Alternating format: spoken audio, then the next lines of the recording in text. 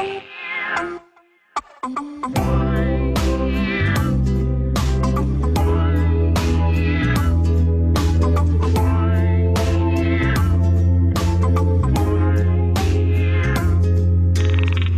bro, quer ganhar o jogo, então se ligue aí. O dom conduz a força e quem tiver vai atrair. Mas sei que quem não cai não sabe o bem que faz a dor. O rei com cicatriz foi quem o povo respeitou. A mente evolui e pede um pouco mais de paz. Coração domina, então você quer sempre mais. Sorte é de quem tem um porto para regressar. Será que eu tô no certo? Lá, lá, lá. Será que você sabe dar valor ao que tem? Dar valor ao que você tem? Música de Tica Paula, uma brasileiríssima que habita aqui em Zurique, está fazendo grande sucesso internacional. Bom, estou assim, muito contente de estar fazendo esse primeiro Zoom com todos vocês. Nós escolhemos 8 pessoas, e nós vamos ser bem compactos e vamos falar sobre diversidade, e cada um com o seu tema. Então, é com um enorme prazer que eu recebo todos vocês aqui nesta primeira sala Zoom da Casa Brasil Liechtenstein. Este Zoom faz parte da série de eventos que acontece todos os anos na Casa Brasil. Nós nominamos este programa Roda Viva. Por quê? Em homenagem à TV Cultura do nosso país, que nesse momento precisa também de muito apoio. Para honrar o nosso comprometimento anual do evento Unifest, este ano ele acontece na sua 7ª versão, online devido à pandemia. Nosso tema este ano é diversidade, e na pandemia, para a gente ser bem atual. Temos hoje aqui com vocês 8 pessoas com expertises diferenciadas, que vão ter 10 minutos cada um para exibirem seus temas da diversidade na pandemia. Após as apresentações, responderemos todas as perguntas no final.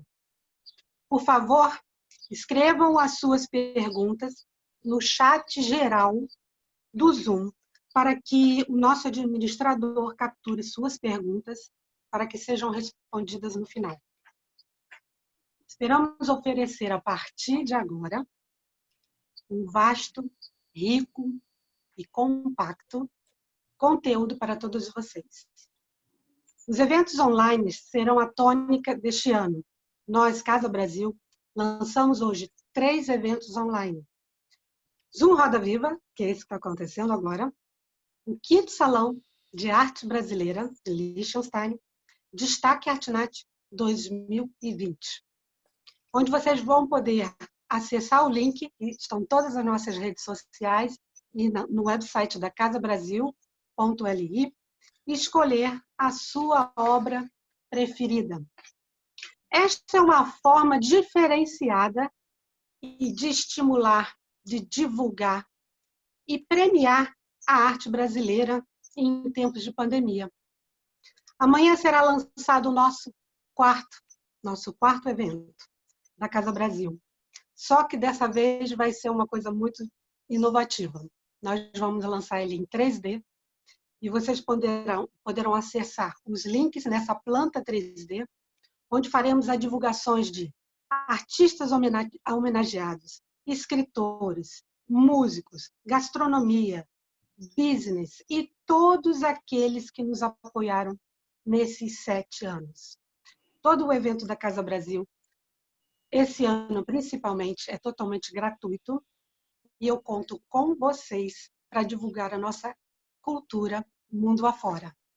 Agora eu vou deixar vocês com uma maravilhosa artista que não poderia ter sido escolhido outra pessoa para falar de diversidade na arte. Ela, mais do que falar, ela vai mostrar, vai pintar sua tela com os pés, com as mãos, e agora ela vai ter 5 minutos para contar um pouquinho da história dela, e no final ela vai ficar pintando esses quadros durante todo o evento, vocês vão poder acessar como é a técnica dela, e no final ela vai contar um pouquinho mais do que ela sentiu nesse nosso evento, porque ela vai pintar o que ela sentiu, que ela vai sentir agora junto com vocês, comigo, com vocês, com todos nós. Um grande beijo. Maria Gorete, a bola está com você agora, querida. Bom dia a todos. Gostaria de registrar aqui o meu agradecimento à Denise, essa pessoa maravilhosa e essa equipe valiosa que ela tem, né? Sou Maria Gorete Chagas, sou pessoa com deficiência, eu tenho os membros atróficos. Eu nasci tetraplégica, eu não andava até a idade de 5 anos. Aí aconteceu uma intervenção divina em minha vida e eu ando. Pertenço à Associação dos Pintores com a Boca e os Pés. É uma organização corporativa que reproduz nossos trabalhos em forma de cartões, calendários, e assim a nossa arte vai adentrando os lares. Foi criada por Eric Stigman em 1956 e o objetivo principal da associação, aí que entra essa valorização da arte inclusiva que eu tanto falo, né? É valorizar o artista que realmente tem o dom, tem o talento, mas não tem o uso das mãos. Aí pinta com a boca e os pés. A minha alegria de estar com vocês hoje é porque a sede principal da Associação dos Pintores Internacional fica em Ixã, pertinho da Casa Brasil, pertinho de Vadu. Agora, a minha função hoje com vocês é tentar passar assim, essa minha ideia positiva, né? Essa positividade, através de tudo que eu amo fazer, amar essa arte, essa terra, esse país, esses convites, dançar, nadar, escrever, mas principalmente pintar com a alma e o coração.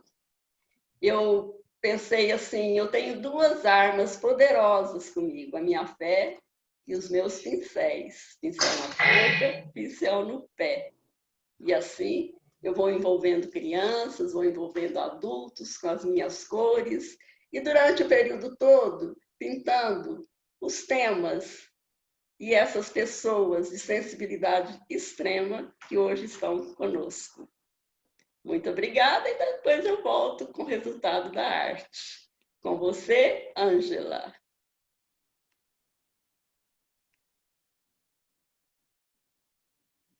Poxa, fala depois de você, Gorete. É muita responsabilidade. Não, sério, vou tentar fazer o melhor possível aqui. Na verdade, bom, para quem não me conhece, eu me enveredei pelos caminhos da arte muito depois. Na verdade, a minha base de estudo é o direito, eu sou jurista, depois eu fui fazer contabilidade, mas quando eu saí do Brasil e cheguei aqui na Bélgica, a comunidade brasileira, que era muito pequena, foi crescendo. Hoje em dia nós temos um número de brasileiros daqui de 50 mil, mais ou menos, né? Eu acho que é mais para mais do que para menos. E a questão da arte, a questão da cultura é uma coisa muito importante, não é? Quando você fala em cultura, você fala naquilo que é tudo que sobra. E quando eu resolvi escolher o tema do que eu iria fazer aqui, né, para falar para vocês, eu falei, não, eu tenho que falar do que está acontecendo de verdade. E essa dicotomia que você tem entre a adversidade e diversidade não são a mesma coisa, estão longe de ser a mesma coisa. Elas são completamente opostas uma à outra. E muita gente confunde isso. A questão da adversidade é uma coisa negativa, é aquilo que não dá certo, aquilo que é ruim. A diversidade não, a diversidade é uma riqueza, é tudo aquilo que pode acrescentar.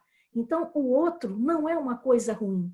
Você ter pessoas de nacionalidades diferentes não é uma coisa ruim. Você ter pessoas que têm percepções diferentes não é uma coisa negativa, está longe de ser. Essa diversidade é ela que vai compor, é ela que vai dar força a qualquer civilização, a qualquer cultura. É isso que vai compor a nossa sociedade, a nossa comunidade que vive fora, mas também as sociedades em que a gente resolveu viver, as comunidades que a gente resolveu agregar os nossos esforços.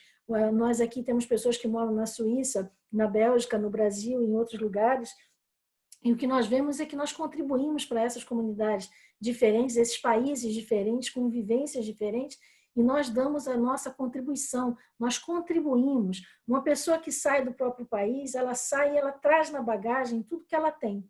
Ela traz a vivência dela, ela traz a cultura dela, ela traz a coisa que é positiva, é essa diversidade, essa coisa positiva que a gente tem que colocar na frente, né?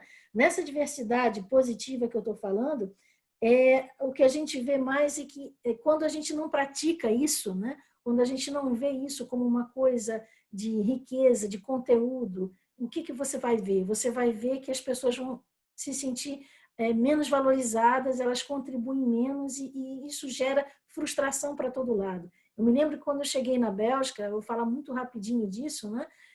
Eu fui trabalhar numa empresa belga, que aliás eu estou até hoje. Essa empresa belga, quando eu cheguei, nós éramos 2 estrangeiras de verdade, eu do Brasil e uma vietnamita.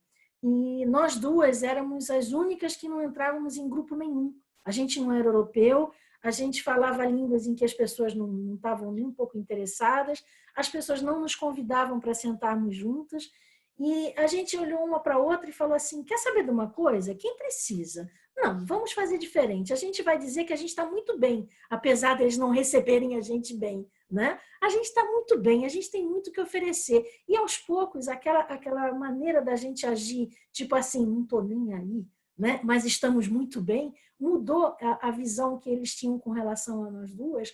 E hoje em dia ela não trabalha mais comigo, ela foi para outra empresa, mas ela, de uma certa forma, agregou muita coisa comigo. Nossa diversidade e a nossa adversidade de não estar sendo bem acolhida naquele momento se transformou numa coisa positiva que hoje em dia as pessoas até dizem assim, a gente até esquece que você é estrangeira. Eu fico assim, ok, deve ser uma coisa positiva me dizer isso também, né? Mas eu tenho as minhas diferenças, eu tenho as minhas visões que são diferentes. Eu anotei aqui um pouco essa questão, né, dos números, que como eu sou contadora também, isso faz parte, né, ou contabilista, como se diz hoje em dia, em todas as empresas onde a diversidade não é levada a sério, o rendimento dela cai em mais de 60%, na maioria dos casos, porque as pessoas se agregam em grupinhos, né, e fica uma coisa muito ruim. Se isso acontece no lado que é corporativista, no lado que é de empresa, aquela questão econômica, pura e simplesmente, imagina isso no mundo da arte. Não é?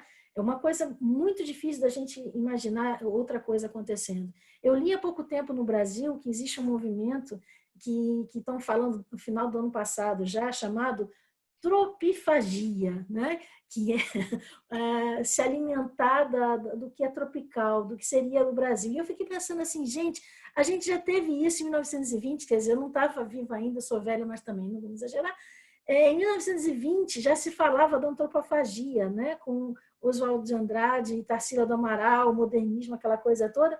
E aí a gente agora estava tentando falar isso, falando disso outra vez. Por quê? Porque a gente vê que a gente se repete, né? A gente se repete e a gente vê que são movimentos, são como ondas que a gente vai vivendo. A gente já viveu isso aqui de uma outra maneira, já houveram outras pandemias, já houveram outras coisas. E enquanto a gente está dentro, a gente acha que para nós está sendo mais difícil do que para o anterior e talvez não vai ser tão difícil para o outro que vem depois. Mas esses ciclos que a gente vive, essa coisa do vai e volta, né? E vamos tentar aprender com isso. Naquela época, quando a gente falou de antropofagia e agora está falando de tropifagia, é um termo engraçado que eu não tinha ouvido ainda, só fui ver há pouco tempo quando eu comecei a ler a esse respeito.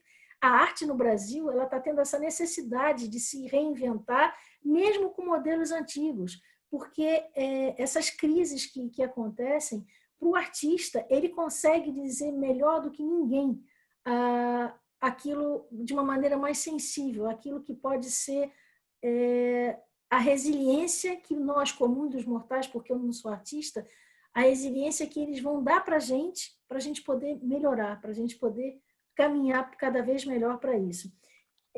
No caso do que é o mundo da arte, né, a gente vê que quando você vê essa pandemia toda, eu vi em algumas redes sociais falando sobre isso, experimenta viver fechado se você não tiver música, se você não tiver um quadro bonito, se você não tiver um livro para ler, se você não tiver nada para te acrescentar, se você não puder dançar, se você não puder fazer nada. Imagina como é que você vai viver. Você não vai viver, né? Você não vai viver, você vai sobreviver. Mas para viver você precisa da arte. A arte ela está em tudo. É ela que vai te dar a tua parte humana, né? Freud, inclusive, num livro que também tem, foi em 1920, acho engraçado essa coisa, né?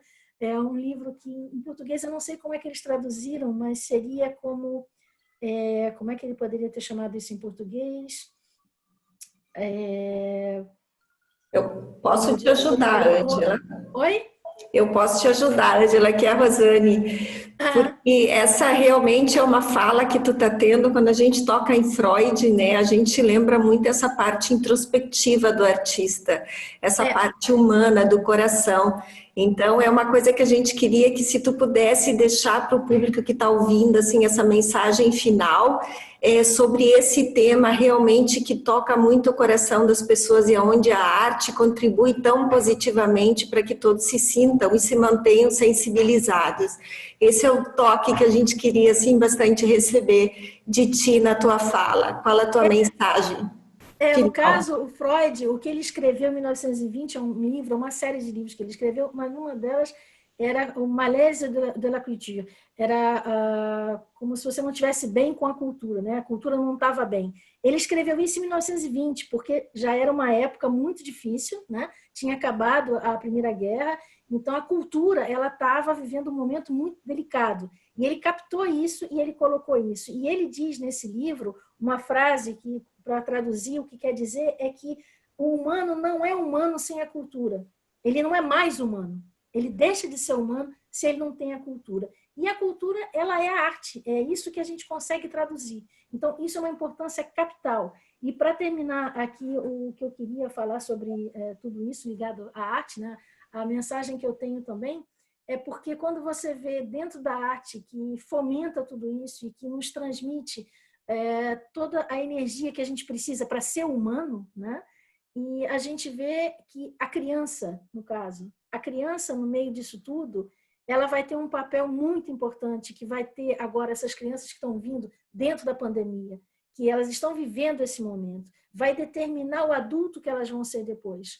Então, a questão da criança, como é que elas estão? E o que eu queria terminar dizendo é que vamos tirar esse a diversidade e colocar alegria, colocar amor, colocar tudo que é positivo nisso tudo. Esse A de adversidade, ele tem que cair e ele tem que ser agora muita alegria, muito amor. E eu vou passar a bola para o Pedro, que é ele que vai falar dessa questão das crianças, muito melhor do que eu, porque eu não sou psicóloga, mas eu acho importante dizer isso, porque na arte está tudo que é o sentimento, está tudo que a gente não consegue transmitir e nem precisa. O sentir, o ressentir é muito mais importante do que ficar explicando em muitas outras palavras. O trabalho que o artista tem é de nos fazer nos sentir melhor. É como se fosse uma espécie de pílulas, né, que eles dão para nós com as músicas, com os livros que fazem a gente viajar, com as telas maravilhosas que a gente tem por aí. E, então, vou deixar o Pedro aqui para falar para vocês dessa parte das crianças, que ele vai dar um recado muito importante para todos vocês.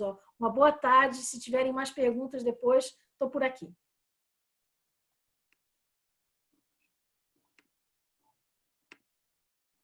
Ok.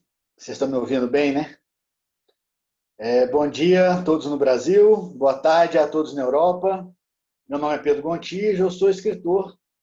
E a minha contribuição aqui nessa roda viva de estar debatendo sobre diversidade é a minha última obra. Vou falar um pouco sobre a minha última obra, que é essa daqui, Epidemia Secreta, que foi lançada na Casa Brasil de Liechtenstein, aí, no ano passado.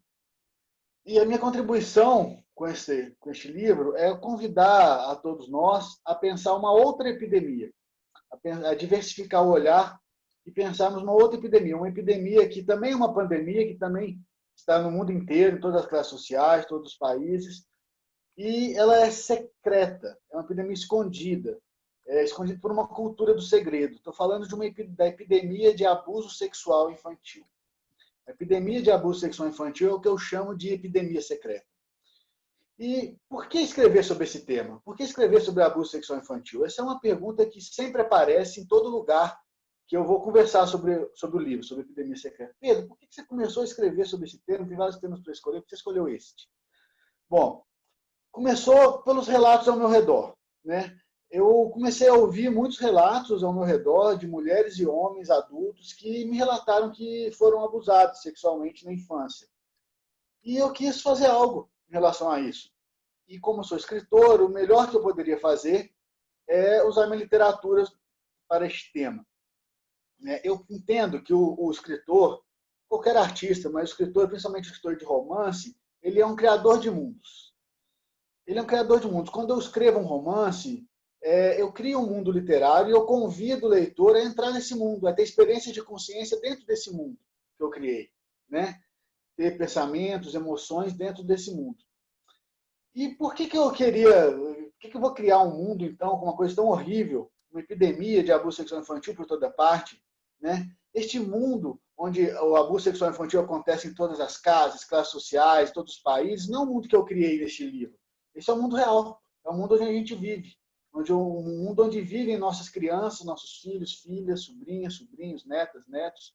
Este é o mundo real.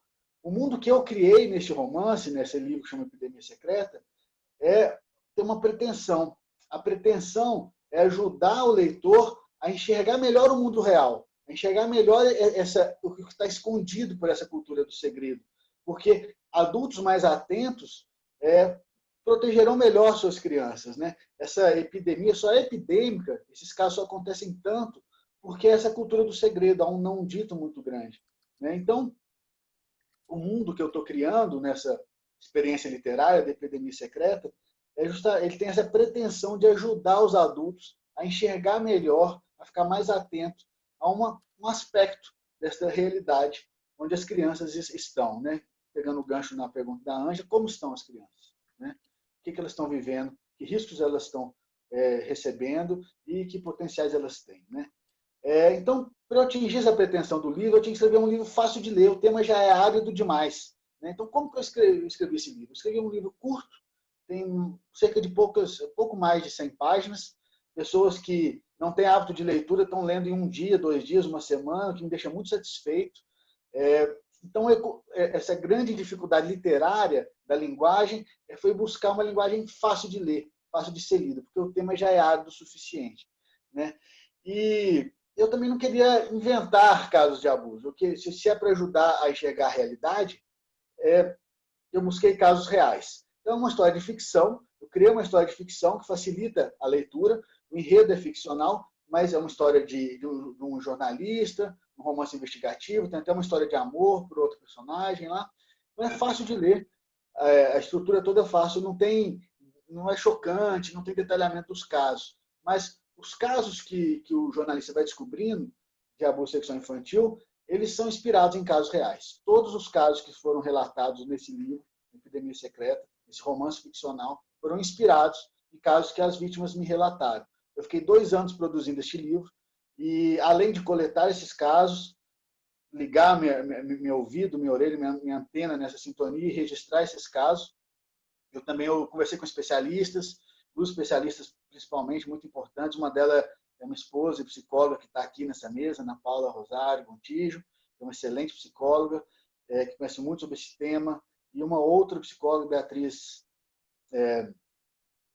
Coutinho, que é uma autoridade nacional no assunto. E além de ouvir os especialistas para entender melhor essa epidemia, eu também fiz estudos com relação a dados, artigos, estatísticas, para entender melhor esse fenômeno, né? Eu chamo de epidemia porque epidemia é tudo aquilo que ocorre com uma frequência muito maior do que o esperado e muito maior do que as nossas ferramentas sociais podem conter, né? A gente está tendo a epidemia do coronavírus aí, é bem isso.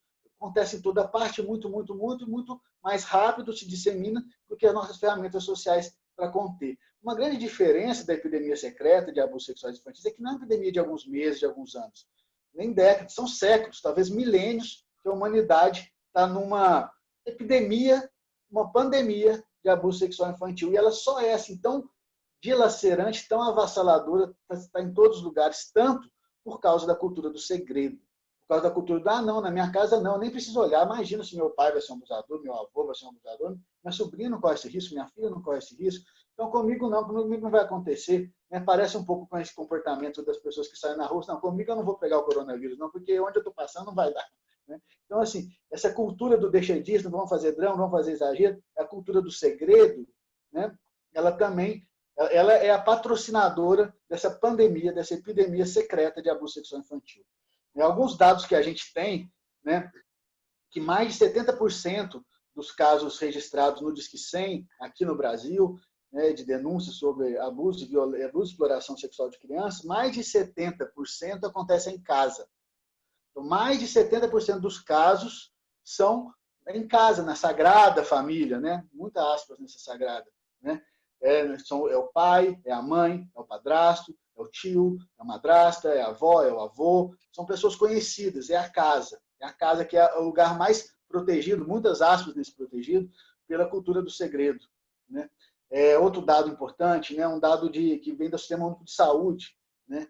51% dos adolescentes e crianças que são violentados sexualmente a ponto de ser registrados no Sistema Único de Saúde, procurar um hospital, unidade de saúde, 51% tem que idade? Mais da metade. Tem qual idade? 0 a 5 anos. Então, mais da metade das crianças e adolescentes violentados sexualmente no país chegam aí para um hospital, estão na primeira infância, de 0 a 5 anos. E claro que esse dado ainda é muito subnotificado, né? Esse meu livro, ele não é uma voz solitária, eu faço parte de um movimento, né? Estamos no Maio Laranja, hoje é dia 30 de maio, ainda é maio, né? No Brasil, nós temos essa campanha do Maio Laranja, é uma campanha de conscientização sobre esse tema, sobre a epidemia de abuso sexual infantil, para ela deixar de ser secreta, de revelar, jogar luz sobre esse véu, né? E basicamente o que a gente pode fazer? Bom, a gente pode ler o livro, pode ler o Epidemia Secreta, a gente pode ficar atento sobre o assunto, podemos apoiar a campanha do Maio Laranja e podemos discar 100, Disque 100. Quando se você avalia, suspeita que uma criança está sendo abusada, Disque 100, você não precisa ter certeza, não. O especialista, o pessoal do Conselho Tutelar vai avaliar o caso. Se não estiver acontecendo nada, maravilha, que ótimo. Se estiver acontecendo, a sua denúncia pode ter interrompido uma criança de um processo de abuso que poderia durar anos, né? Ou pode, quem sabe, até evitar algum abuso, né? Então, denuncie. Tem dúvida, denuncie. O adulto vai poder se defender, se precisar se defender. A criança não tem como defender. Ela precisa da sua denúncia, da minha denúncia. O seu silêncio, o meu silêncio vai proteger quem? Só pode proteger o abusador, né? Bom, essa é a minha mensagem. O meu livro está disponível para compra pelo meu site, no pedrogontijo.arte.br, e eu envio para todo o país. Podemos combinar alguma forma de enviar aí para a Europa também. Então, eu também estou disponível para participar de eventos, debater, tanto presencialmente quanto online, aqui. E, para finalizar, para passar a bola para o Jafres, que vai falar sobre outro aspecto da diversidade, eu quero falar que falar sobre a epidemia secreta de abuso sexual infantil tem tudo a ver com diversidade. Por que tem a ver com diversidade? Porque a essência de promover a diversidade é ouvir as vozes veladas, é ouvir as vozes silenciadas. E, certamente, as vozes das crianças abusadas sexualmente são uma das vozes mais silenciadas do mundo. Essa é a minha mensagem. Obrigado. Passar a bola para o Jafres. Vamos lá. Muito obrigado, Pedro. E também muito obrigado a Denise pela oportunidade de estar aqui no evento da Casa Brasil em Liechtenstein, nesse programa inédito aqui, o Roda Viva, falando um pouco sobre, bom, tantos temas ricos agora na área de diversidade. Meu nome é Jafres Pacheco, eu sou o secretário-geral do Conselho de Cidadania de Zurique, que abrange a jurisdição do Consulado-Geral do Brasil em Zurique, que representa os brasileiros, os brasileiros que moram nas regiões de matriz alemã, italiana e também do Principado de Liechtenstein. Bom, eu queria também começar um pouco agradecendo ao trabalho incansável das minhas duas colegas conselheiras, a Adriana Bailoni e a Bárbara Stefanelli, que talvez estejam por aqui também nesse grupo, não sei se elas já se conectaram ainda. Deixar um grande abraço para elas e agradecer também o trabalho delas, incansável e voluntário de todos os dias. Bom, o tema que eu escolhi e que combinei com a Denise para a gente conversar sobre isso aqui nesse programa foi a questão LGBT lésbicas, gays, bissexuais e transexuais, ou transgêneros, no mundo. Nós, do Conselho de Cidadania de Zurique, nós lançamos uma cartilha LGBT brasileiros no mundo, que é uma cartilha online. Eu pediria agora a Alice, se for possível, para compartilhar a tela com a cartilha, para mostrar a todo mundo. Acho que está carregando agora. Ah, perfeito. É uma cartilha muito fácil de ser acessada. Vocês veem aqui, é lgbt-mundo-afora.com, lgbt-mundo-afora.com. E essa cartilha foi idealizada por nós, do Conselho de Cidadania de Zurique, com o apoio do CRBE, que é o Conselho de Representantes dos Brasileiros no Exterior, que é a instituição, vamos dizer assim, guarda-chuva, vamos dizer, que cobre todos os conselhos de cidadania dos brasileiros no mundo inteiro. Essa cartilha, ela foi feita, não foi um produto só do trabalho nosso, um produto do trabalho em grupo, e você já vem aqui o primeiro nome que eu gostaria também de agradecer, que é da psicóloga e ativista trans Beth Fernandes. A Beth Fernandes é brasileira, de Goiás, e lá em Goiás ela faz um trabalho belíssimo de apoio à comunidade trans local. Ela também, como ativista, trabalha na rede trans, fazendo com que a voz das mulheres e dos homens trans brasileiros sejam escutadas, não só no Brasil, como também através das fronteiras. Uma outra pessoa que eu gostaria de agradecer, vocês veem o nome no finalzinho da tela, que é a artista Elis Butikofer Mendes, uma nossa querida brasileira que mora aqui na Suíça, e ela foi quem idealizou essa ilustração para a cartilha de uma forma tão bonita, de uma forma tão singela, mostrando a diversidade da nossa população LGBT no mundo todo, ou seja, mulheres, homens, pais, mães, e, enfim, amantes, casados ou não, que lutam pelo seu espaço no mundo. A cartilha tem um prólogo pela Beth Fernandes, e eu pediria a Alice que clicasse na próxima aba, que é orientação sexual e identidade de gênero, que é uma parte que vai estar explicando sobre toda a situação, todas as diferentes gamas e temas que envolvem a sexualidade humana de uma forma tão completa. Ou seja, está falando aqui sobre o que é ser transgênero, o que é ser homossexual, o que é ser bissexual, enfim, tem um conteúdo riquíssimo aqui de informações para aqueles que ainda queiram se informar mais, ou que já têm alguma informação, mas queiram refrescar, vamos dizer assim, o conteúdo, o conhecimento deles sobre a questão de identidade de gênero, orientação sexual e qual a diferença entre sexo biológico, orientação sexual e identidade de gênero. Passando para a próxima aba, que seria a LGBTs no mundo, vocês veem aí também da Beth o texto falando sobre os principais países onde os LGBTs brasileiros estão mais representados no mundo todo. Então, aqui se considera alguns países com mais frequência da comunidade LGBT brasileira. Dá uma paradinha aqui, por favor, Alice, que seria a Espanha, a Suíça, Portugal e a Itália. Obrigado, por aí que estava mesmo o texto. E também, gente, até surpreendentemente, países como os Emirados Árabes, que é um país, desculpem, muito procurado pelas LGBTs brasileiras, pelas trans brasileiras trabalhadoras do sexo. E claro, você já vê aí o conteúdo do risco também para essa comunidade, indo muitas vezes inocentemente para países onde o ser LGBT pode ser até penalizado com pena de morte.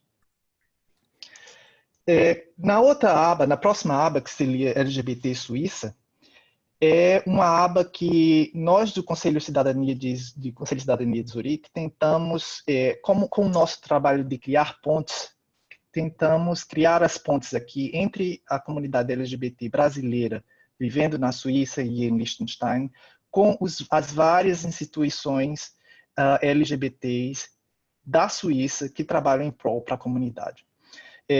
Se você começar a baixar um pouco aí, obrigado, Alice, você vai ver qual é o ranking da realidade LGBT na Suíça. E, claro, na Suíça, em comparação com alguns outros países, nós temos a comunidade LGBT, nós temos uma situação privilegiada, vamos dizer assim, em questões de igualdade, mas ainda não é o paraíso, gente, ainda não é tudo perfeito. Alguns passos muito importantes que ainda temos que dar em termos de igualdade de gênero, igualdade também para a comunidade LGBT na Suíça.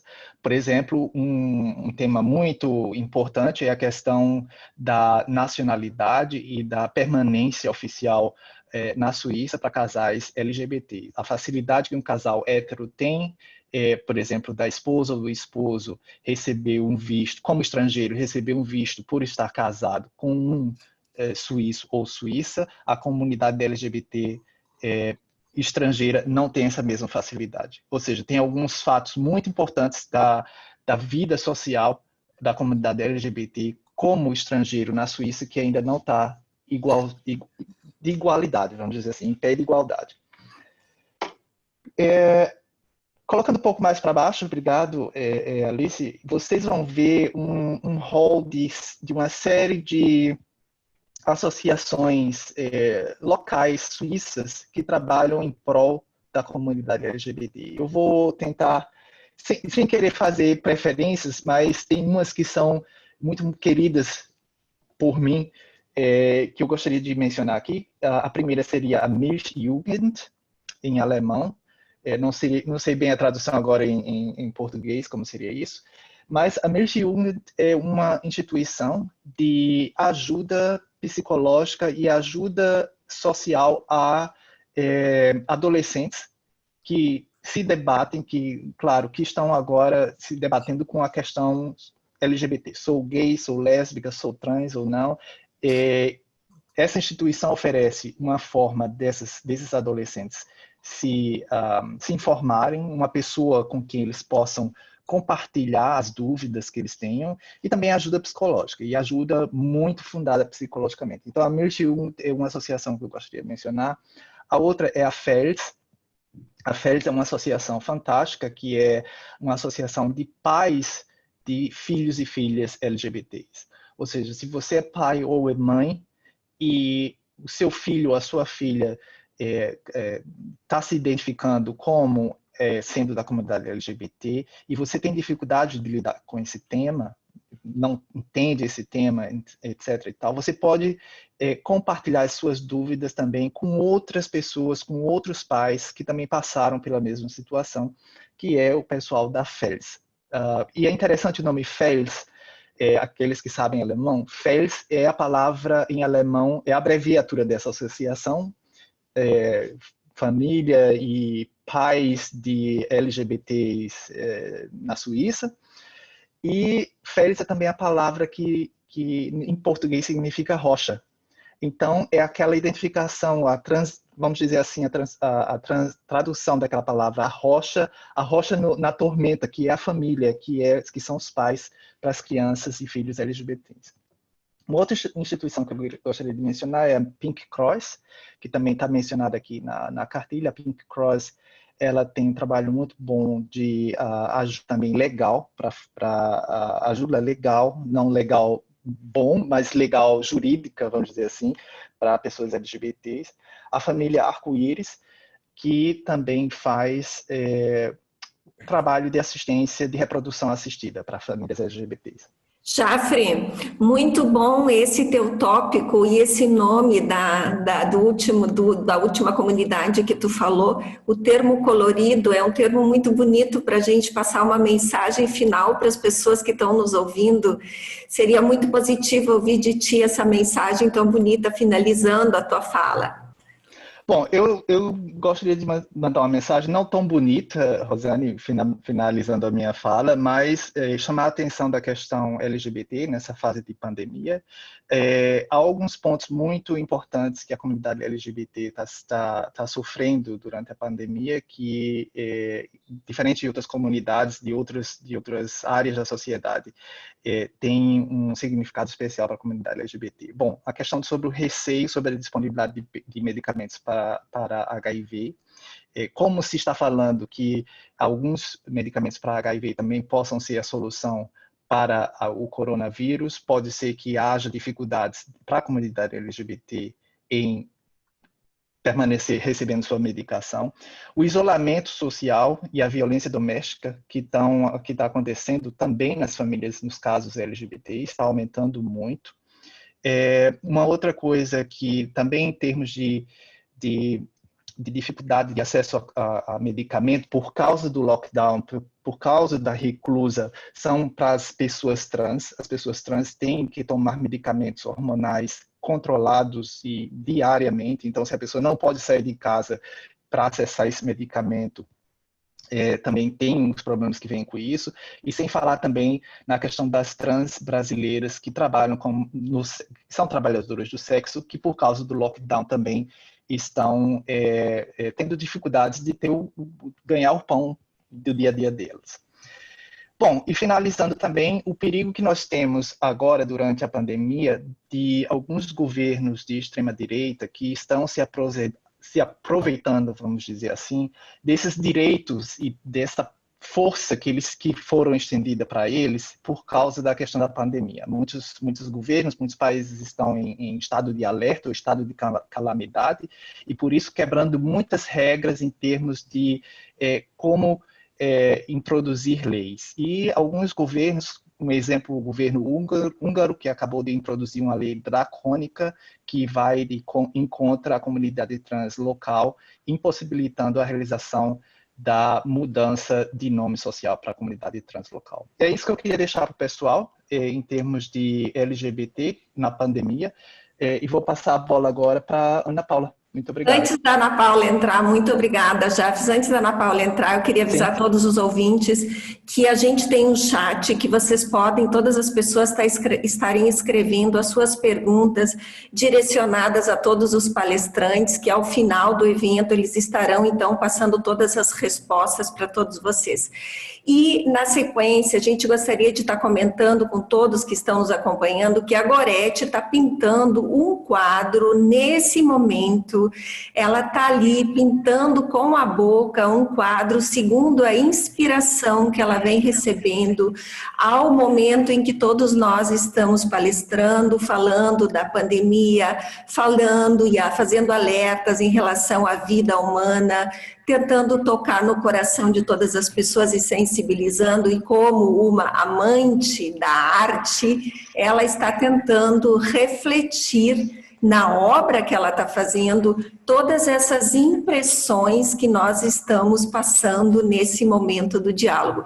Eu imagino que para ela é uma satisfação muito grande, então nós gostaríamos de avisar a todos os ouvintes que esse quadro depois será mostrado para todas as pessoas. Realmente é um momento grande e especial a gente poder ter uma artista da categoria dela se disponibilizando a passar as impressões de uma conversa como a que nós estamos tendo hoje.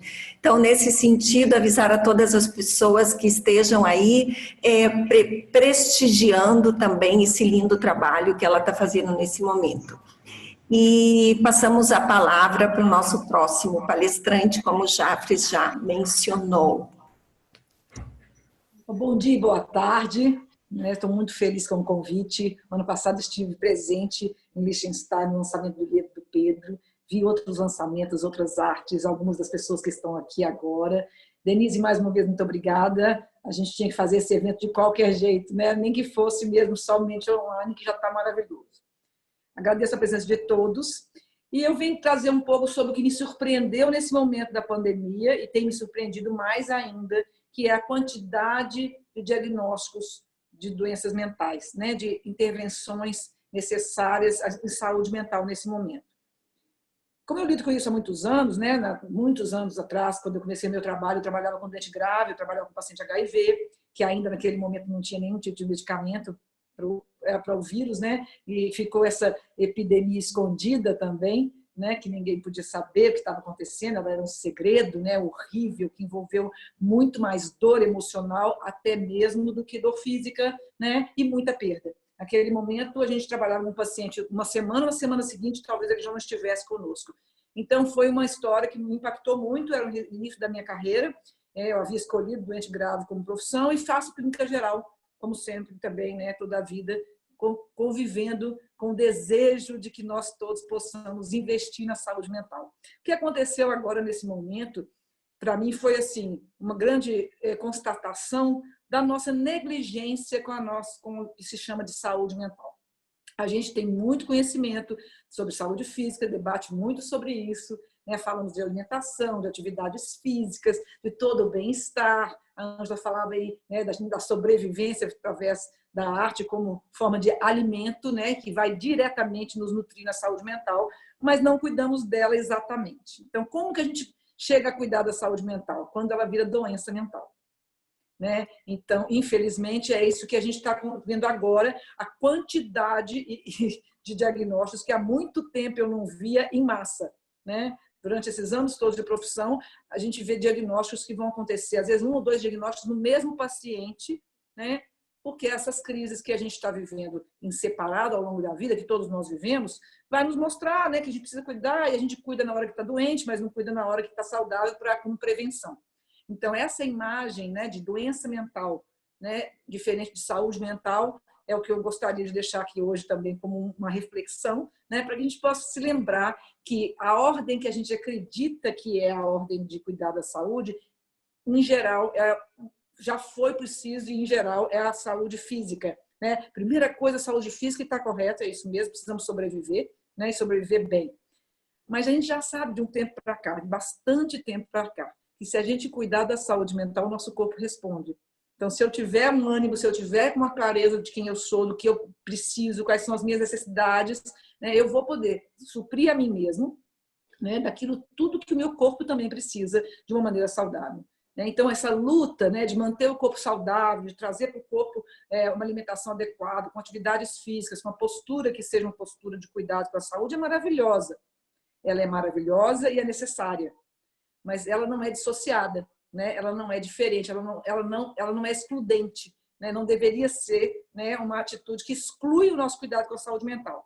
Então, a terminologia saúde mental, que a gente já escutou tantas vezes, mudou o padrão e comportamento, até mesmo dos profissionais que até então lidavam com doença mental e que também continuam lidando até hoje. Né? Mas a gente precisa entender que o que nós estamos falando aqui agora, nesse momento da pandemia, que a mim, como eu disse a vocês, foi uma constatação de realidade, né? É que o nível de ansiedade muito maior, as insônias, os processos depressivos que se apresentam, não é por causa da pandemia. Não foi a pandemia que causou o que a gente está vendo agora em saúde mental e doença mental. Já estava aí há muito tempo. Né?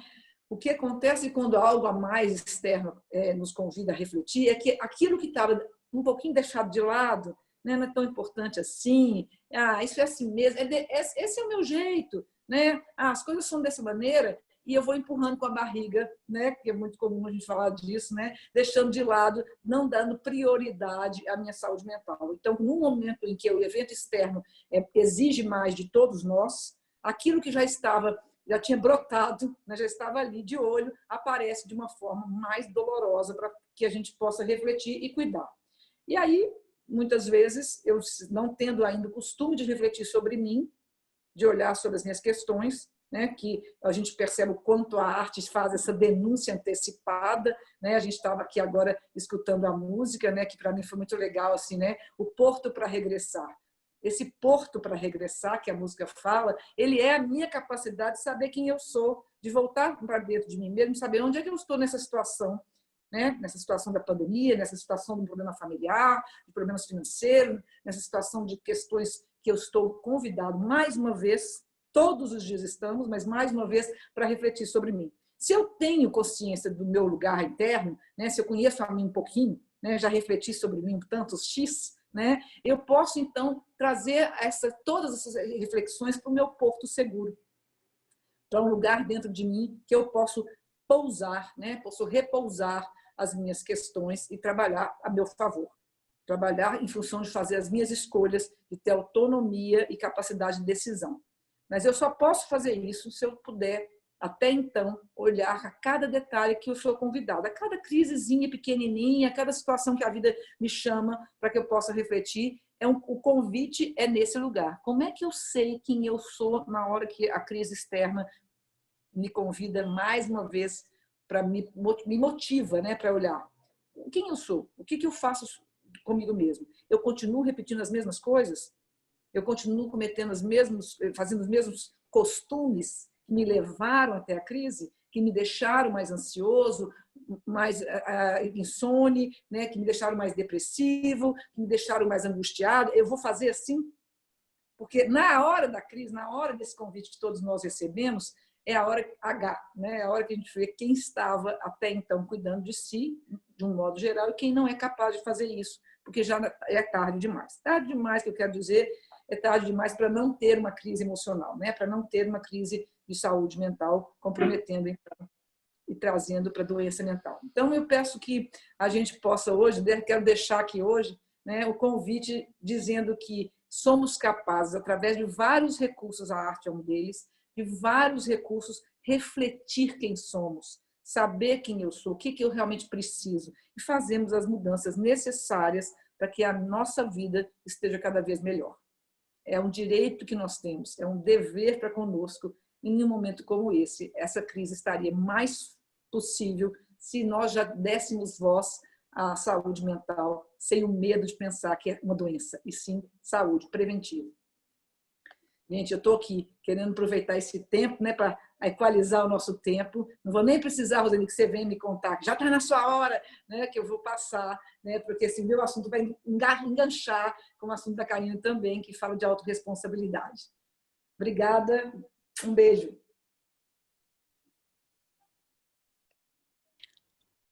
Bom, então, já posso começar, correto? Bom, olá a todos, boa tarde, obrigado, Ana Paula, realmente é um perfeito link para aquilo que eu vou falar. Eu me sinto assim como uma lufada a dar, porque todas as pessoas que participaram trouxeram tópicos extremamente profundos e que o tempo é curto, não é? Para podermos aprofundá-los. Eu queria me apresentar em primeiro, sou Karina Kimmig, co-criadora da More Menisc Methodology, com cargo de presidência em empresas, associações internacionais, escritora, colunista no jornal europeu, mas essencialmente se pudessem me dizer uma palavra como é que eu me definiria, eu diria eu sou focada em trabalhar com o ser humano. E daí que realmente a minha abordagem depois da Ana Paula é perfeita, porque eu sigo nessa linha que ela falou e que concordo com ela. E quando a Denise propôs minha participação com o tema diversidade, ela também lançou o repto a todos os intervenientes, inclusive a mim, de entrelaçarmos aqui a diversidade com a pandemia, que foi ricamente abordada por cada um dos colegas, né, que nós aqui ouvimos, da inclusão, da diversidade no meio artístico, dos abusos sexuais, da comunidade LGBT, da saúde mental, e aí ainda vai terminar com chave de ouro com a Rosane, com o tema empreendedorismo. Então, realmente, se a gente está a falar de diversidade, eu penso que já esse conjunto de intervenções, ela por si já é diversidade, porque são vários tópicos do nosso viver, da nossa sociedade, que são importantes virem a serem abordados. Então, a minha proposta é, claro, é olharmos uma perspectiva um pouco mais ampla, como eu referi, 10 minutos é um tempo curto para aprofundar, um tema tão espinhoso e tão nosso ao mesmo tempo, que é a diversidade sob o prisma da autorresponsabilidade. A diversidade é como o efeito do porco-espinho, cujo tema nos encanta pela beleza social que contém, mas quando chegamos perto, sentimos os desagradáveis espinhos da natureza humana, de uns e de outros. Schopenhauer, que faleceu já há 160 anos, referia que os porcos-espinhos, ao precisarem um do outro para aquecerem-se e que ao entenderem que demasiado próximos eles magoavam-se, demasiado afastados sofriam de frio, conseguiram encontrar o meio termo para atravessarem o inverno e sobreviverem. Com esse conto, eu quero retratar o dilema humano de ferir ou de acalentar, de julgar ou de tolerar, de negar ou de aceitar. Mas parece que ainda, como humanidade, estamos a procurar o meio termo. Ou talvez aguardamos que alguém seja responsável por fabricar um aquecimento central que venha resolver todos os nossos problemas, como que um salvador da pátria. Então, falar da diversidade cultural, sexual, funcional, é falar desses dilemas que referi e, curiosamente, falar da pandemia também. Virologistas e outros especialistas recomendaram que fizéssemos a quarentena para conter a disseminação do vírus Covid-19, que é bastante eficiente em propagar via aerossol, e a incapacidade do sistema de saúde responder em massa aos infectados. E essa medida, a quarentena, é empregue também há séculos, porque também há séculos nós ficamos doentes e também temos pandemias, sendo que até a terminologia pandemia ela é mencionada no livro Levítico da Bíblia Hebraica e do Antigo Testamento cristão. E embora o vírus seja real, temos aqueles que negam a pandemia do Covid-19, conhecido já como negacionismo da Covid-19. Então, dessa forma, falar da diversidade, da autorresponsabilidade, é importante entender a negação em si. E o que é negar? Bom, negar é o ato de recusar, de repudiar, de não reconhecer, de excluir o que é diferente, o que é diverso, o que é desconhecido. Em resumo, estamos no século XXI e ainda estamos a lutar para que os seus contrários, como inclusão, reconhecimento, aceitação, valorização da diversidade, como componentes fundamentais do direito humano, aconteçam. Mas por que se nega e se exclui e se fere o que é diferente do que se é, da realidade conhecida, concebida e controlada, que a pandemia veio brincar um pouquinho para descontrolar, não é? Pelo sujeito dessa realidade, como, por exemplo, um heterossexual relativamente a um homossexual ou de uma pessoa relativamente a um vírus não visível a olho nu. Bom, é simples. O que é diferente traz incerteza. Traz medo. E o que traz medo gera raiva. E a raiva leva ao ódio. E o ódio ao sofrimento. E esse ciclo espinhoso, quer para quem nega, quer para o outro negado, ele é entrópico. Porque quem nega continuará a viver essas emoções de raiva, medo. E, por incrível que pareça, ele carrega também o excluído, o negado nas suas costas, pois o negado será o foco da sua negação. Porque aquilo que nós não integramos e não aceitamos dentro de cada um de nós, e um pouco aqui também a Ana Paula trouxe isso, aquilo que a gente não trabalha dentro de nós carregamos. E, por sua vez, o negado, aquele que é negado, é alvo de todas aquelas emoções também, de medo, de raiva, de ódio, entre tantas outras. Como ocorreu, por exemplo, com profissionais de saúde, que foram agredidos a caminho dos hospitais em São Paulo, no final de março, cuja intenção deles eram as de salvar vidas. E quem sabe, até pela ironia do destino, salvar a vida daquele que lhes agrediu, que atirou a pedra. Mas essa história também a gente já conhece, é bem antiga e vem da Bíblia. Quem dentro de vós não tiver pecado, atire a primeira pedra. Então, o ato de negar, ele, claro, tem muitas fontes internas no ser humano, mas para manter a minha linha de intervenção, a fonte que eu tenho vindo a focar é emocional.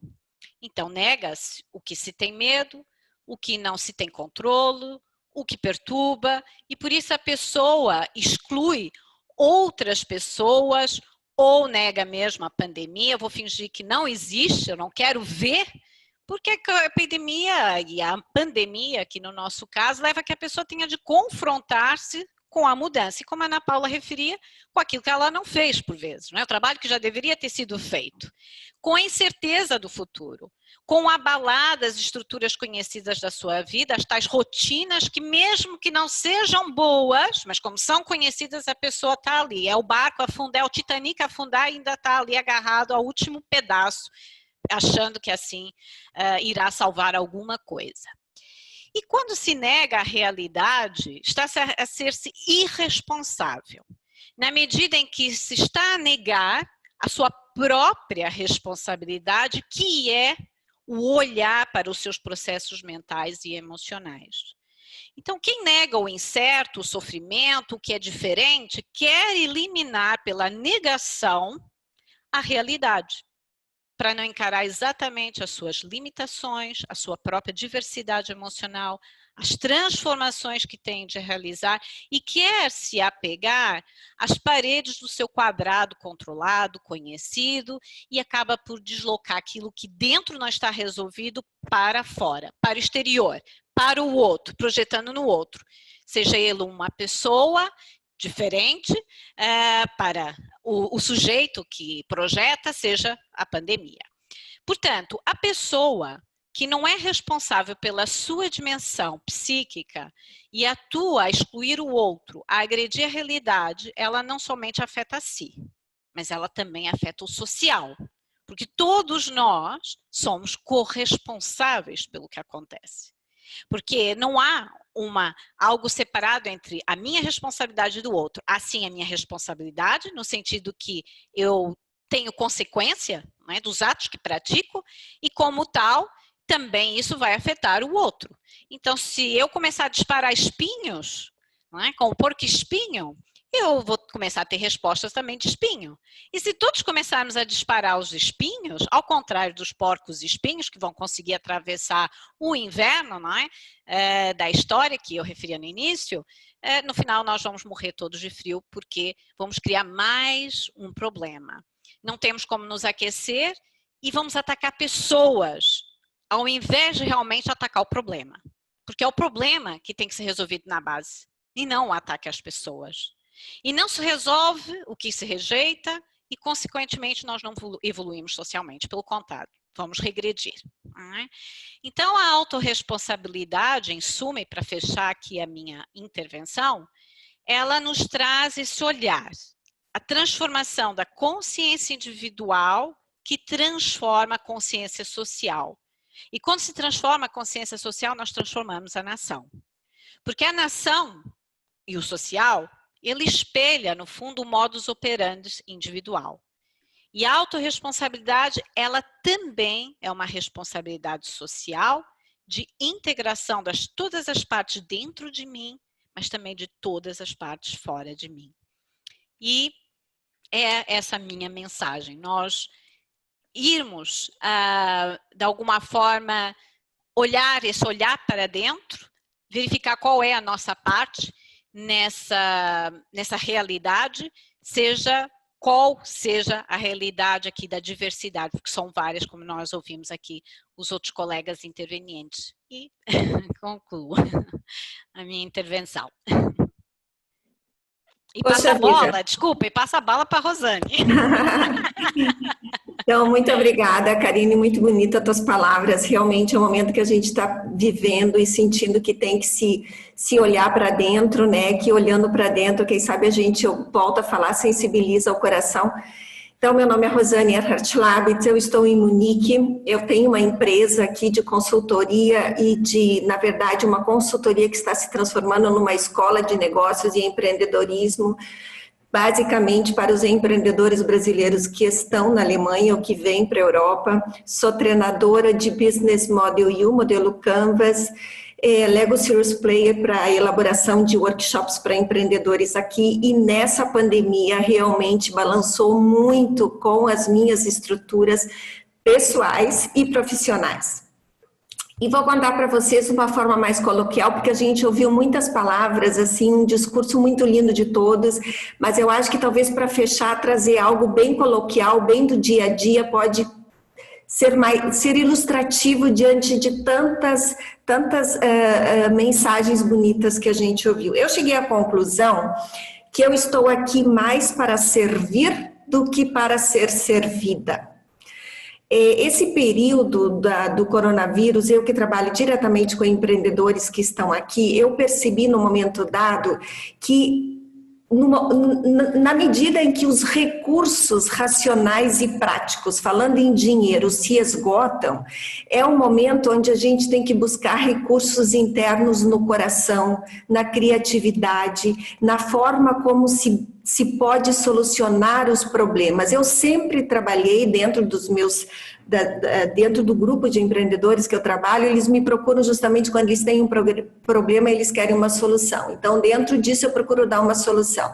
Nesse período da pandemia, era muito difícil encontrar uma solução, porque todos estavam imobilizados, parados, e ninguém conseguia se movimentar muito. E o meu sofrimento era um sofrimento que eu tinha ao olhar esse grupo de empreendedores sofrendo, sem encontrar uma luz no final do túnel, sem saber por onde ir, sem saber como eles iriam subsistir, como eles iriam seguir vivendo suas vidas. E esse processo abriu dentro de mim uma janela muito grande na busca de novas possibilidades. E eu cheguei à conclusão, eu não sou psicóloga, como eu sou jornalista de formação, estudei marketing, trabalho com mentoria de negócios, fiz coaching, auxiliou bastante minhas ferramentas de conhecimento do comportamento humano, mas assim, me auxiliou muito nesse momento para perceber que, sem esperança, o meu grupo de empreendedores, o grupo que eu lido, que confia muito em mim, sem eles terem esperança, eles não teriam como visualizar soluções para suas próprias vidas. E nesse período, como jornalista, a gente está sempre ligado na televisão, né? Todo mundo diz, não olha mais televisão, mas eu não tenho como não ver televisão, eu sou jornalista, eu olho televisão o tempo todo, eu estou sempre ouvindo notícias, às vezes não é bom, mas eu estou sempre lá. Então, uma noite, à 1h da assim, me entra na televisão alemã um programa sobre uma pesquisa feita na Áustria, numa universidade de lá, que se chama Instituto do Futuro. E ali eles demonstraram 4 cenários futuros do que aconteceria com a humanidade após o coronavírus. E esses cenários futuros abriu a minha mente, eu digo, é isso que eu vou começar a fazer com o meu grupo empreendedor. Eu vou começar a oferecer todas as quartas-feiras dicas de empreendedorismo e vou começar mostrando o que pode ser essa porta, o que pode ser o futuro, essa esperança, aonde eles podem imaginar que eles vão estar encontrando seus clientes, como essas pessoas vão pensar, ao que elas vão se dedicar, quais são os medos que eles vão ter, em função do coronavírus, quais são os movimentos que eles vão estar mais abertos a ter, e isso se simbolizaria dentro de 4 cenários. E esses 4 cenários apresentados para esse grupo de empreendedores começou a abrir outras possibilidades de mostrar para eles outras coisas. Com isso eu quero dizer para vocês assim que a minha experiência do coronavírus, da pandemia, nesse momento criou uma diversidade muito grande, que foi uma abertura para novas coisas que antes eu não via como sendo tão presentes. Provavelmente elas já estariam, vamos falar na tecnologia agora, essa tecnologia que chegou assim com grande força. Olha a gente, como nós estamos hoje aqui fazendo as nossas falas, as nossas palestras, isso já existia antes, mas a gente não fazia. Né? Isso a gente não utilizava, parecia que não era assim tão próximo. Eu ouvia muitas pessoas falando de muitas coisas do futuro, de que a tecnologia realmente viria para abraçar e engolir o mundo e que ali se apresentariam características diferenciadas no comportamento das pessoas, e hoje a gente consegue perceber isso. Eu penso que não dá para viver a vida toda, eu não vou aguentar sem ficar um dia tomar um cafezinho com a Karine, pelo amor de Deus, isso tem que ser presencial. Ou a Ana Paula, ou a Ângela, ou o Pedro, ou o Jafres, a Denise, isso é um momento dado, a gente precisa se ver, a gente precisa tocar no verde, a gente precisa se tocar. Tudo bem que nesse momento não dá, mas se utilizam alternativas para isso. Então, eu imagino que esse encontro de hoje, onde a gente pode estar passando para as pessoas mensagens positivas naturalmente, porque a consciência do negativo já está muito presente, todo mundo está sabendo e todo mundo não sabe muito bem como lidar com esse negativo, né? E ele é importante na nossa vida. Aqui a gente tem tantas pessoas que têm esse conhecimento mais introspectivo do que podem acontecer. O Pedro que falou uma coisa que eu acho muito importante, esse cuidado que a gente tem que ter com as crianças, esses abusos que podem e estão acontecendo no mundo inteiro, Brasil, Alemanha, em todos os lugares, e que às vezes a gente faz vista grossa, vista gorda. É importante estar atento a isso. Ele falou uma coisa que eu achei muito interessante, que ele disse sobre o livro dele. Ele falou assim, que o nome do livro do Pedro Gotijo é Epidemia Secreta, né? Então ele falava, ajudar o leitor a entender melhor o mundo real.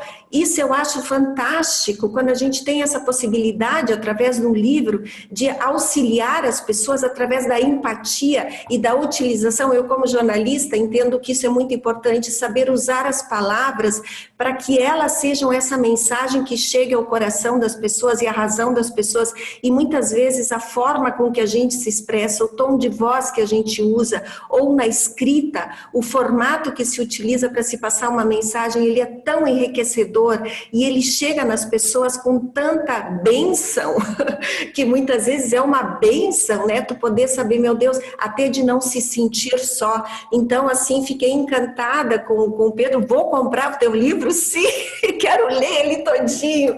Eu achei bárbaro, isso é uma oportunidade que para mim está me trazendo essa situação de poder perceber as qualidades de tantas outras pessoas que agora têm coragem de se mostrar nos vídeos que antes a gente não utilizava, e eu acho que sim, nós precisamos utilizar e, de certa forma, desmistificar que quem aparece nas telas são as pessoas famosas, são as pessoas que querem aparecer, são as pessoas que só buscam visibilidade. Eu acho que chegou uma hora de nós podermos entender que a nossa participação também é muito importante, justamente para trazer uma mensagem, uma bandeirinha, como diz assim, olha, aqui também existem pessoas que pensam, que querem contribuir, utilizando o mundo tecnológico para ajudar e a melhorar outras pessoas.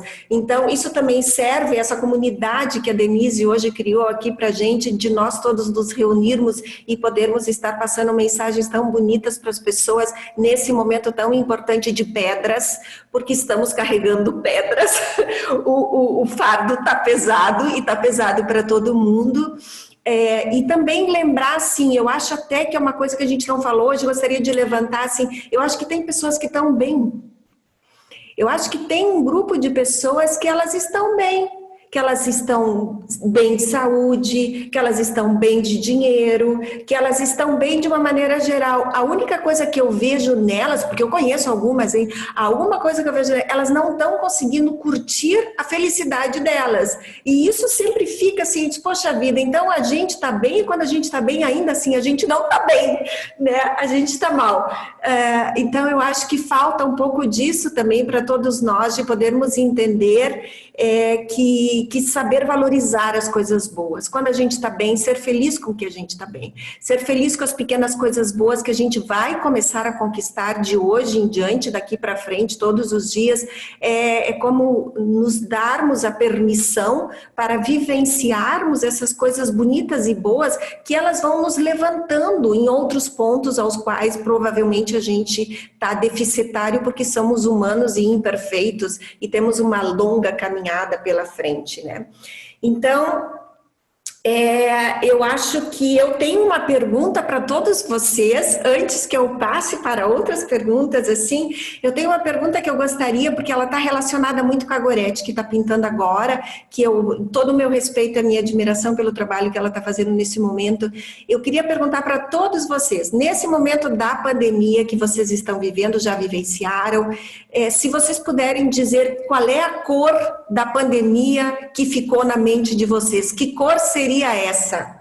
Começando lá do primeiro palestrante para baixo, qual cor seria a cor da pandemia de 2020 para vocês nesse nosso diálogo de hoje? Bom, eu posso falar da minha cor. A minha cor é branco. É uma cor que não tem cor, mas eu adoro branco, então eu vou dizer o que vem no coração. Para mim é branco. Branco é uma cor que eu adoro bastante. Quem se atreve aí? Quem começa a falar uma cor? Ana Paula, diga aí. Para mim, a pandemia é vermelho, cheio de energia, cheio de possibilidades, cheio de aprendizado, de conteúdo, de beleza, de muita arte, de muito valor da vida, de querer viver mais, de viver mais feliz. Me comprometo comigo mesmo, assim, não quero nada mais que hoje seria aquele incômodo pequenininho, deixa passar, não vai passar nada. Né? Tudo ficar vermelho, esclarecer, claro. Para mim, assim, a pandemia me convidou a isso, eu tenho trabalhado muito, então eu quero que seja vermelho. Qual é o próximo? Levanta a mão aí. Pedro. Eu? Pedro. Eu posso, bom, eu como sou o marido da Ana Paula, tá com esse vermelho todo, eu vou ficar laranja, por duas razões. Um, para colher toda essa energia, esse calor, né, da transformação, e porque o maio laranja, né, é a cor da conscientização contra os abusos infantis. Então, vou fazer mais essa campanha aí, que a pandemia, para mim, está laranja, para colher esse calor todo, que a Ana Paula falou do vermelho, e para o alerta, o sinal amarelo de alerta, e fica laranja. Gorete? Bom, vocês estão me ouvindo? Está me ouvindo? Bom, quando você falou em cor, né? Eu sou muito ligada a cores, né? A minha vida toda foi ligada à arte desde criança. A minha primeira escola foi arte. E eu não sei porque a cor que me veio foi violeta. Pensando um pouco na cor violeta, ela tem vários significados. Ela tem significado da cura, ela tem significados da saúde. E eu acho que a gente está num momento de cura, um momento que a gente tem que realmente refletir para partir daqui energizar essa luz violeta para que todos nós possamos ter uma cura mais rápido possível, seja no corpo, seja na mente, seja nas suas profissões, que essa cura, que essa cor violeta seja também uma porta que a gente vai abrir para que todas as outras cores entrem.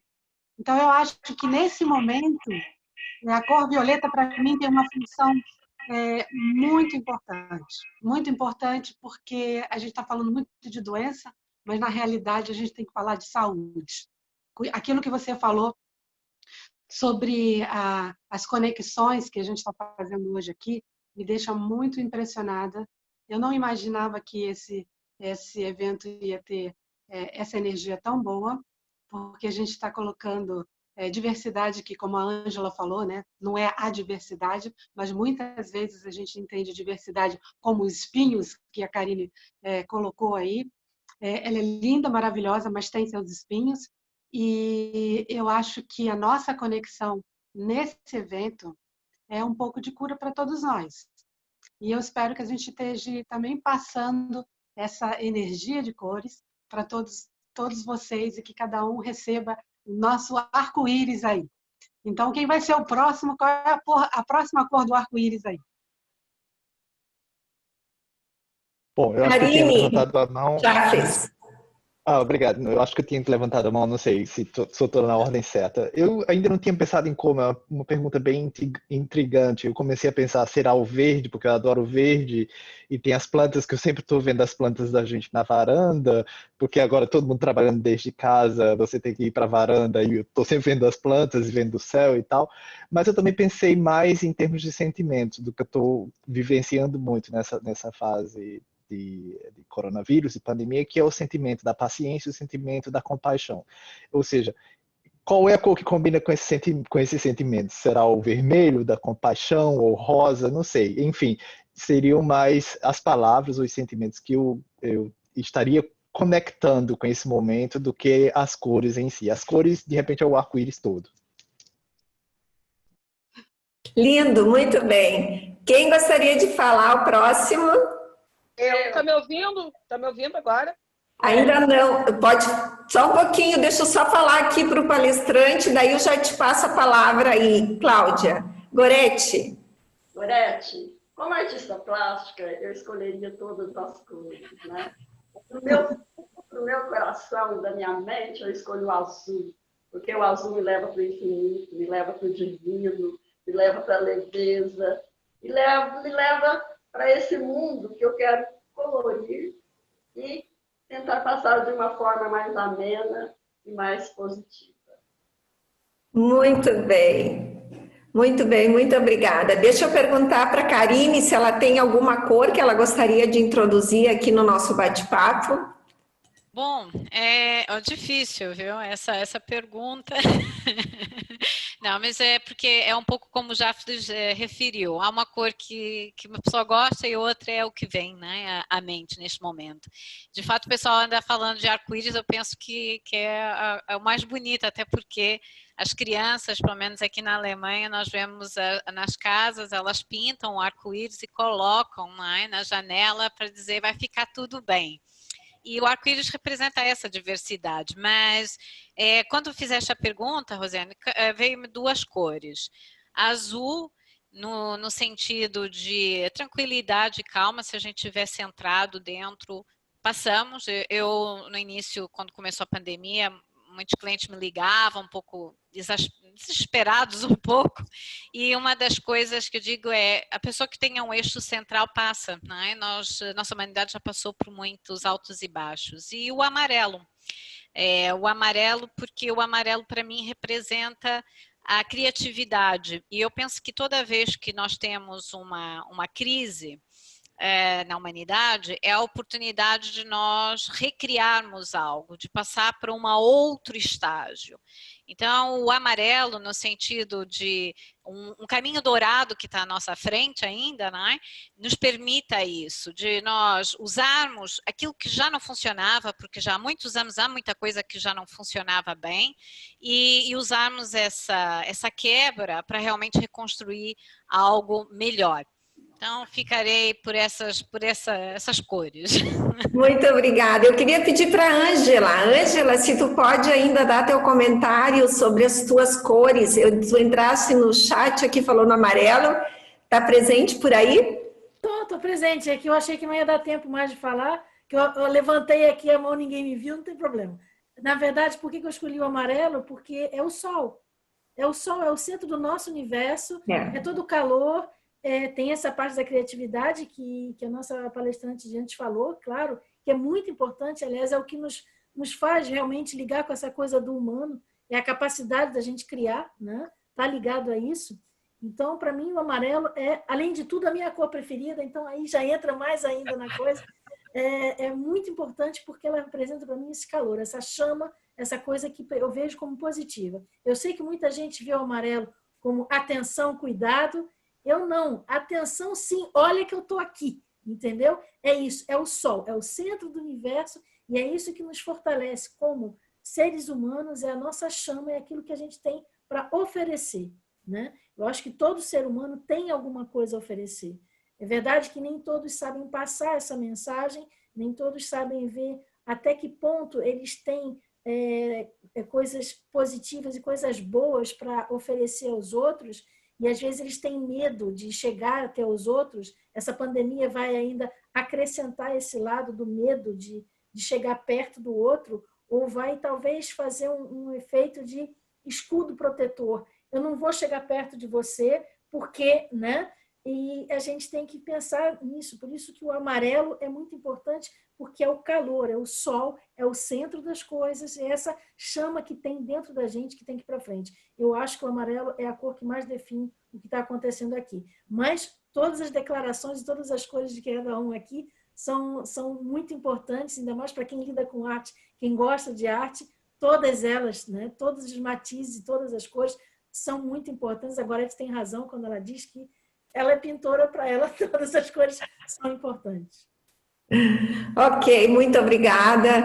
A gente tem muitos comentários aqui do pessoal agradecendo muito a presença, falando de todas as falas, de todos os palestrantes, por todas essas diferenciadas formas de ver as coisas e que, de certa forma, são todas muito parecidas, porque procuram justamente auxiliar o ser humano a se tornar cada vez, que eu insisto e falo, se tornar mais sensibilizado, que eu acho que no final é isso que a gente gente consegue se dar conta.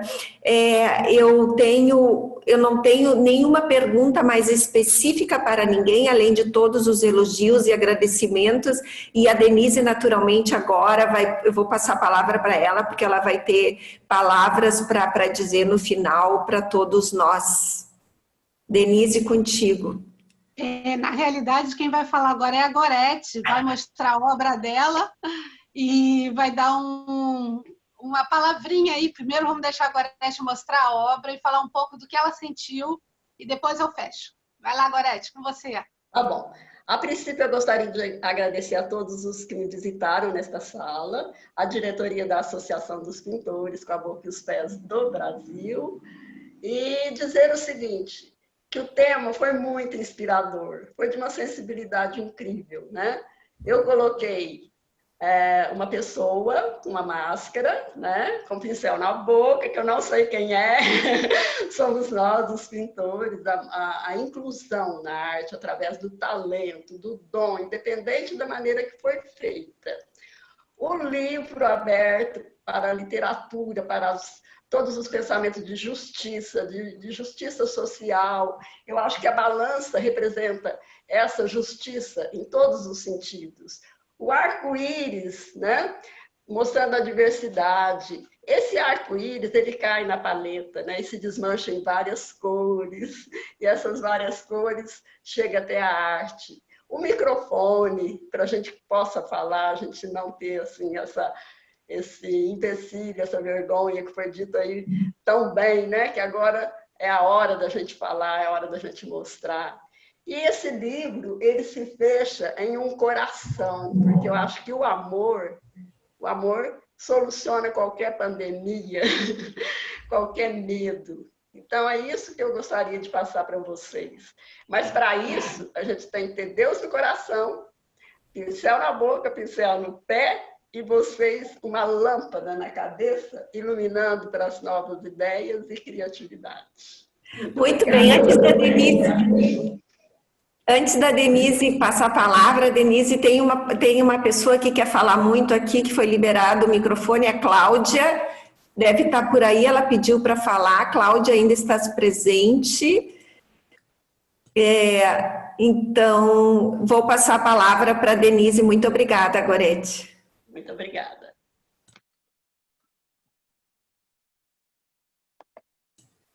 Bom, eu nem sei o que dizer, porque realmente eu não esperava um evento tão bonito desse. Eu não esperava, superou tudo. Eu estou realmente sem palavras e arrepiada aqui de ouvir tanta coisa bonita. A gente conversou, a gente combinou, a gente se estressou de não sabia como é que ia acontecer, e, enfim. E vocês foram demais, gente. Eu acho que cada tema, cada pessoa que teve a oportunidade de falar hoje aqui, eu acho que eu tive uma inspiração enorme. Vão me perguntar, mas como é que você escolheu essas pessoas para virem aqui? Eu nunca escolho. As escolhas é que me aparecem, né? Então, na realidade, eu não escolho ninguém. As coisas vão acontecendo de uma forma, eu vou deixando o universo vir falar comigo, e aí aparece um, aparece outro. Aí essas coisas se encaixaram tão bem hoje, e a sequência foi tão perfeita, e que eu estou realmente sem palavras. Vocês foram fantásticas, também com a explanação de cada tema, conseguiram chegar no tema de diversidade, falamos de pandemia, falamos dos arco-íris. Estou vendo aqui um arco-íris brotando da minha tela, com tanto amor, com tanto carinho, da Gorete também, com essa obra lindíssima que ela fez. Eu peço a vocês agora que a Casa Brasil, infelizmente, não pôde fazer esse evento ao vivo como a gente faz todos os anos. Então, está acontecendo, quando eu falei no primeiro áudio, né? No primeiro vídeo, muita gente entrou depois. A Casa Brasil está lançando 2 eventos hoje de arte, e esses foram 3 eventos no dia 30. O evento de arte do ArtNat, que vocês podem entrar lá, votarem na arte preferida de vocês, e o evento da Casa Brasil, de arte brasileira da Casa Brasil, vocês podem também escolher. Então, são 2 salões que vocês podem entrar no site casabrasil.li e ajudem, por favor, todos esses artistas a divulgarem a arte brasileira pelo mundo. É sempre muito emocionante e sempre é sofrido a vida do artista. Então, eu venho aqui carecidamente, gente, por favor, divulguem a arte brasileira pelo mundo afora.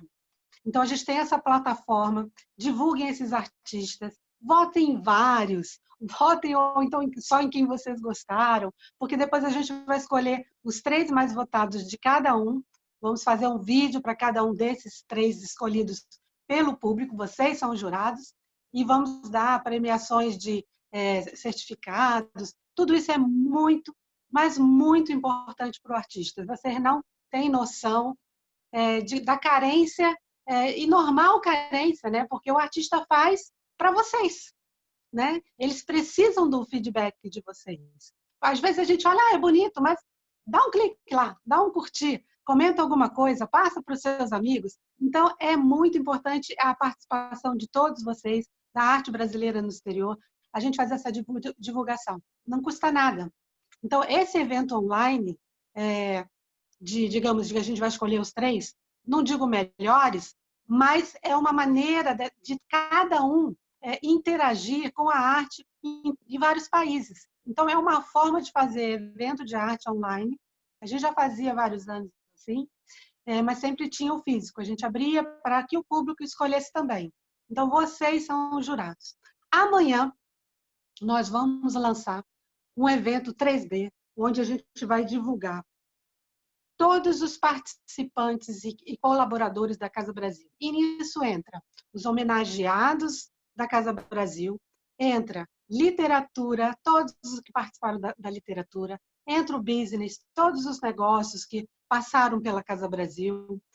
Pessoal de música, vai ter um palco, vocês vão poder clicar lá nessa planta 3D, em cima do palco, vocês vão ter várias músicas, inclusive da nossa amiga Tica Paula, aí, que a gente colocou no início e vai fechar com ela aqui também agora, que é muito importante eles serem também divulgados. Então, a gente está falando de cultura de maneira geral. Vamos ter também a parte da alimentação, já que não vai ter a parte ao vivo, vocês vão ficar aí de água na boca, olhando o que a gente ia servir para vocês, mas eu faço questão de divulgar todas as pessoas que estão trabalhando com a gente nesses 7 anos, toda a alimentação, da cultura do nosso gourmet brasileiro, né? Então, a nossa comida é muito gostosa e ela tem que ser divulgada. Então, vocês vão ver que todo o evento vai acontecer, sim, da maneira que eu consegui elaborar em 3D, mas de forma online. Então, amanhã vocês vão ter uma surpresa de manhã, vendo essa planta em 3D. Então, fico muito feliz aqui de passar a bola aqui para a Alice, de fechar com a nossa música maravilhosa aí, gente. Um grande abraço para todos vocês. Muito obrigada.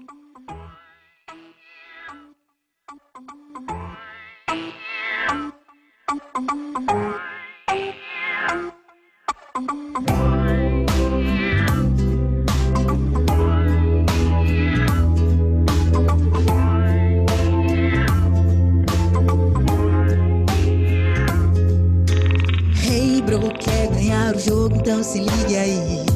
O dom conduz a força e quem tiver vai atrair. Mas vê que quem não cai não sabe o bem que faz a dor. O rei com cicatriz foi quem o povo respeitou. A mente evolui e pede um pouco mais de paz. Coração domina, então você quer sempre mais. Sorte é de quem tem um porto para regressar. Será que eu tô no certo? Será que você sabe dar valor ao que tem? Se vista de humildade, veja como vai além. Quem sempre quer vitória perde a glória de chorar. Será que você sabe dar valor ao que tem? Se vista de humildade, veja como vai além.